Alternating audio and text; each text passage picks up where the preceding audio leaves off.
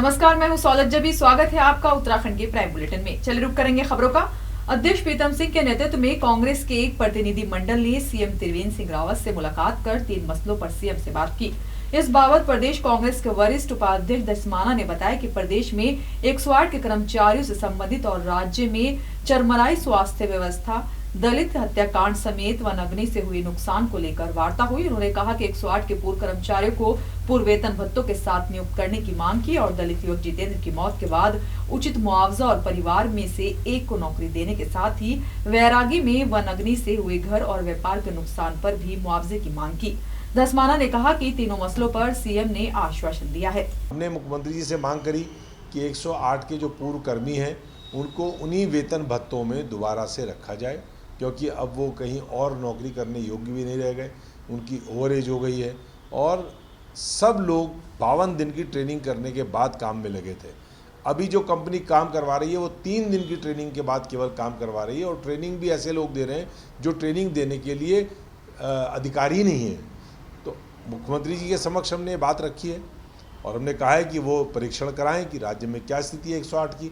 अगर परीक्षण में वो पाते हैं कि राज्य में ठीक से संचालन नहीं हो रहा है, जो जिस कंपनी को दिया हुआ ठेका निरस्त करें और पूर्व की भांति स्थिति को बहाल करें। दूसरी बात, जौनपुर में जो बसाण गांव में एक दलित युवक की हत्या हुई है, उसके मामले में उचित मुआवजा परिवार को मिले और साथ में जो उनकी सबसे बड़ी बच्ची है उसको नौकरी मिले। इसके लिए हमने मुख्यमंत्री जी से मांग करी है। इस पर भी हमको आश्वासन मुख्यमंत्री जी ने दिया है कि सरकार काम करेगी।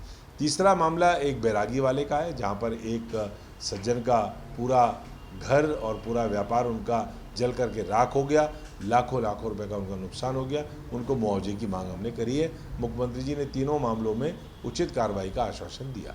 देहरादून से सुनील राज की रिपोर्ट। प्रधानमंत्री नरेंद्र मोदी 18 मई को भगवान आशुतोष के 12 ज्योतिर्लिंगों में से एक केदारनाथ धाम पहुंचेंगे। केदारनाथ धाम के प्रति प्रधानमंत्री नरेंद्र मोदी की अगाध आस्था है। 80 के दशक में उन्होंने 1.5 महीने तक केदारपुरी में मंदाकिनी नदी के बाईं ओर स्थित गरुड़ चड्डी में समय व्यतीत किया था। आजादी के बाद नरेंद्र मोदी भारत के पहले ऐसे प्रधानमंत्री बनने जा रहे हैं जो अपने कार्यकाल में 4 बार केदारनाथ आए हों। बीते 2 वर्षों में पीएम मोदी 3 बार केदार धाम पहुंच चुके हैं। इससे पहले प्रधानमंत्री के रूप में इंदिरा गांधी ही 2 बार केदार बाबा के दर्शन को पहुंची थी। Nation one bureau report. वक्त तो चला एक छोटे से ब्रेक का। धर्म, आस्था और सभ्यता जीने का हुनर सिखाती है। एक प्रदेश जहां संस्कृति फिजाओं को महकाती है, घर घर से जहां देश सेवा सरहद पर ले जाती है। एक प्रदेश जहां की मिट्टी भी वतन परस्ती निभाती है। जल, जंगल, जमीन पर जब सियासत की नजर होती है। एक प्रदेश जहां की हुंकार दिल्ली की कुर्सी हिला जाती है।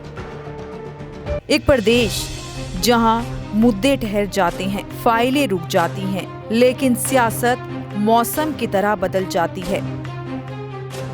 धर्म, जाति और क्षेत्रवाद में नहीं बटेगी कोई खबर। ऐसे प्रदेश उत्तराखंड के अब हर मुद्दे पर होगी हमारी नजर। देखते रहिए नेशन वन, देश की आवाज।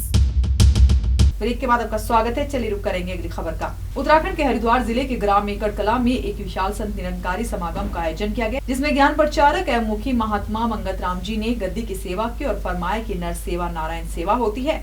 निरंकारी मिशन में सभी धर्म के लोग एक साथ बैठकर भक्ति करते हैं और एकता के भाव में जीना सिखाया जाता है।